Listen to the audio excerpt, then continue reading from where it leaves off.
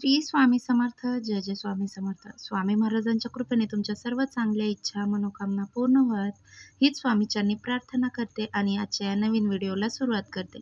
उद्या आहे 9 नोव्हेंबर म्हणजेच कार्तिक महिन्यातील अष्टमी.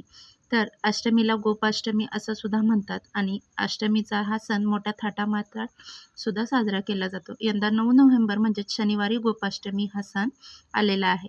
विशेषतः गायीचं पूजन करण्यासाठी किंवा गायीबद्दल कृतज्ञता व्यक्त करण्यासाठी आणि आदर व्यक्त करण्यासाठी समर्पित आहे. आणि या दिवशी भगवान श्रीकृष्णांची गायीसोबत पूजा करण्यात विशेष महत्त्व आहे. पुराणामध्ये 33 कोटी देवी देवता आणि 68 कोटी तीर्थक्षेत्र, गाईला जर या दिवशी तुम्ही गाईची पूजा केली तर या सर्वांचं फळ मिळेल.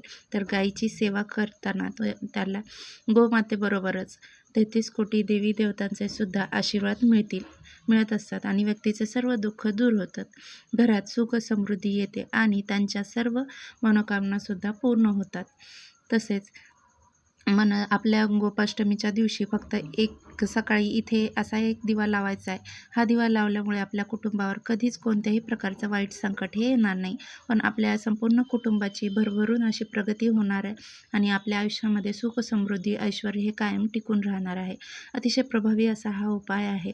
पण तत्पूर्वी हा उपाय जाणून घेण्यापूर्वी तुम्ही चॅनलवरती नवीन असाल तर चॅनलला लाईक करा, शेअर करा आणि सबस्क्राईब करा. व्हिडिओ स्किप न करता पूर्ण पहा. आणि जर तुम्हाला हा व्हिडिओ आवडला तर चॅनलला लाईक करून सबस्क्राईब करा आणि शेजारील बेल आयकॉनचं बटनही प्रेस करा. तर हिंदू धर्मामध्ये कार्तिक महिन्याला विशेष महत्त्व आहे आणि कार्तिक महिन्यात भगवान श्रीहरी विष्णूंची उपासना केल्याने सुख आणि संपत्ती टिकून राहते. तर याकरिता आपल्याला सकाळी स्नान करायचं आणि व्रत करून उपासनेला विशेष महत्त्वही दिलं जातं. शास्त्रानुसार कार्तिक महिन्यात स्नान केल्याने मागील जन्माची पापे नष्ट होतात आणि अनंत पुण्य प्राप्त होत असतं. तर आपल्याला त्या दिवशी कार्तिक महिन्यामध्ये कधीही तीर्थक्षेत्री स्थानी जाऊन स्नान हे करायचं आहे आणि गोपाष्टमी दिवशी आपल्याला सकाळी लवकर उठायचं आणि स्नान करायचं आहे. स्नान केल्यानंतर आपल्याला स्वच्छ कपडे परिधान करायचे आहेत आणि स्वच्छ वस्त्र परिधान केल्यानंतर आपल्याला सर्वप्रथम देवघरामध्ये दीप हा प्रज्वलित करून घ्यायचा आहे. कारण कोणती सेवा किंवा कोणताही उपाय जो आहे तो आपल्याला अग्नीच्या साक्षीने करायचा असतो. त्याचबरोबर आपल्याला या दिवशी सूर्यदेवाला जलसुद्धा अर्पण करायचं आहे. जल अर्पण करताना आपल्याला ओम आदित्याय नमः, ओम सूर्यदेवाय नमः या मंत्राचा जप करत करत हे जल अर्पण करून घ्यायचं आहे. त्यानंतर आपल्याला विधिवत देवपूजाही करून घ्यायची आहे आणि या दिवशी श्रीहरी विष्णूंबरोबर माता लक्ष्मी तसेच गोमातेचे सुद्धा पूजन करायचं आहे.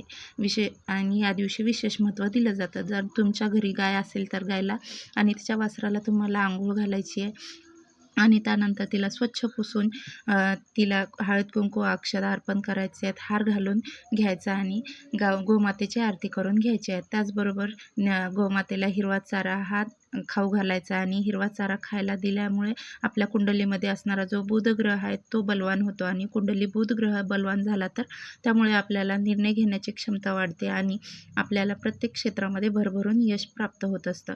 अशा रीतीने आपल्याला गायीची पूजाही करून घ्यायची आहे आणि त्यानंतर आपल्याला भगवान श्री हरी विष्णूंची आणि माता लक्ष्मीची सुद्धा पूजा करून घ्यायची आहे. कारण म्हणजे कार्तिक अष्टमीला जर तुम्हाला गाईला खाऊ घालणं शक्य नसेल तर तुमच्या देवघरामध्ये असणाऱ्या गाय आणि वासराची जी मूर्ती असेल तिला तुम्हाला जलाभिषेक करून घ्यायचा आणि तिला स्वच्छ पुसून तिच्या स्थानी ठेवायचं आणि त्यानंतर तिला हळदी कुंकू अक्षता अर्पण करून घ्यायचं आहे आणि तसेच त्या गोमातेला फुलं अर्पण करून घ्यायचं आहे आणि गोडाचा नैवेद्य हा दाखवायचा आहे. अशा रीतीने सुद्धा तुम्ही घरच्या घरीही गोमातेची पूजा करू शकता. पूजा करून झाल्यानंतर आपल्याला लगेच हा उपाय जो आहे तो करायचा आहे. आता हा उपाय जो आहे तुम्ही एक तर सकाळी करू शकता किंवा संध्याकाळी केलं तरी पण चालेल. फक्त भर दुपारी तुम्हाला कोणताही उपाय हा करायचा नाही आहे आणि ह्या उपाय करताना आपल्याला एक दिवा हा तयार करायचा आहे.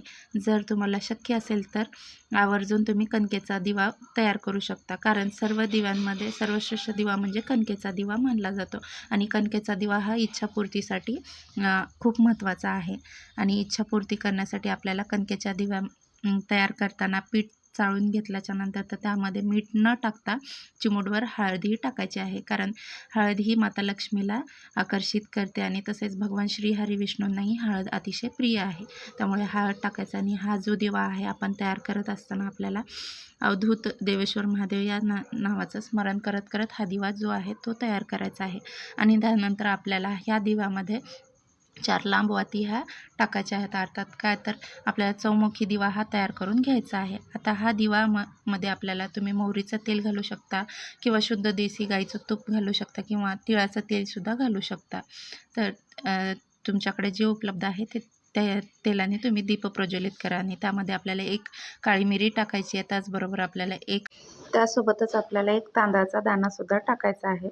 आणि काळी मिरी आणि तांदळाचा दाणा आपण त्या दिव्यामध्ये टाकतो तेव्हा आपल्याला व्यवस्थित पाहून घ्यायचं आहे. तो अखंड असावा, कुठेही तुटलेला फुटलेला किंवा खराब झालेला असू नये. तर त्याचबरोबर आपल्याला 1 लोटा जलसुद्धा घ्यायचं आहे आणि आता जे आपण जल घेणार आहोत ते आपल्याला काही वस्तूसुद्धा टाकायच्या, त्यामध्ये पण काही वस्तू टाकायच्या. तर 2 किंवा 3 काळी मिरी टाकायची आहेत आणि काळी मिरी टाकल्यामुळे आपल्याला जीवनामध्ये असणारे जे काही दुर्भाग्य आहे ते दूर होते आणि दूर होण्यास मदत मिळते. तसेच आपल्याला 1 लवंगसुद्धा त्या लोट्यामध्ये टाकायचं आहे. लवंग टाकल्यामुळे आपल्या जीवनामध्ये असणारी जेवढी पण नकारात्मकता, इडापिडा, दोष किंवा दोष आहेत ते दूर होतील आणि माता लक्ष्मी ही प्रसन्न होत असते. तसेच त्याचमध्ये आपल्याला चिमूटभर काळे तीळसुद्धा टाकायचे आहेत आणि आपल्या कुंडलीमध्ये राहू, केतू, शनी या ग्रहांची दुष्प्रभाव असेल किंवा पितृदोष असेल तर तो दूर होतो आणि दूर होण्यास मदत मिळते. तसेच आपल्याला 1 चमचाभर गाईचं कच्चं दूधसुद्धा त्या लोट्यामध्ये टाकायचं आहे आणि जल अर्पण करायचं आहे. आणि आपल्या वंशामध्ये वृद्धी होते. तसंच आपल्या कुंडलीमध्ये असणारा जो चंद्र आहे तो बलवान होतो आणि चंद्र हा मनाचा कारक आहे. जेव्हा आपल्या कुंडलीमध्ये चंद्र बलवान होतो तो त्यामुळे आपल्याला शारीरिक आणि मानसिक त्रासापासून मुक्तताही मिळत असते. तर त्यामुळं असा हा आपल्याला 1 तांब्या भरून पाणी घ्यायचं आहे आणि त्यामध्ये आपल्या हा चौमुखी दिवा आपण घेतला आहे तो प्रज्वलित करताना आपल्याला संपूर्ण घरामधून आपल्याला फिरवायचा आहे आणि फिरवत असताना आपल्याला हा चौमुखी दिवा आणि त्याचबरोबर हा 1 लोटा जल घेऊन जायचा आहे आणि आपल्या घराजवळ असणारा पिंपळाचं झाड असेल तर किंवा जर तुमच्या इथं शमीचं झाड असेल तर तुम्ही हा उपाय जो आहे तो शमीच्या झाडाजवळ जाऊनसुद्धा करू शकता. तसं हिंदू धर्मामध्ये पिंपळाच्या झाडाला पवित्र मानलं जातं. धार्मिक मान्यतांनुसार पिंपळाच्या झाडामध्ये 33 कोटी देवी देवतांचा वास असतो आणि पिंपळाच्या झाडाला भगवान श्री हरी विष्णूंचा वास असतो आणि त्यामुळे पिंपळाच्या झाडाची पूजा केल्याने आरोग्याचे वरदान मिळते आणि व्यक्तीच्या जीवनात अनेक प्रकारची जी संकटे असतात ती दूर होतात आणि तसेच ग्रहदोषापासून सुद्धा मुक्तता मिळते. त्याचबरोबर शमीच्या वृक्षाचे सुद्धा महत्त्व आपल्याला हिंदू धर्मामध्ये सांगितले आहे. तर आपल्याला शमीच्या झाडाची सुद्धा, जर तुमच्याकडे पिंपळाचं वृक्ष नसेल तर तुम्ही शमीच्या झाडाची सुद्धा पूजा करू शकता.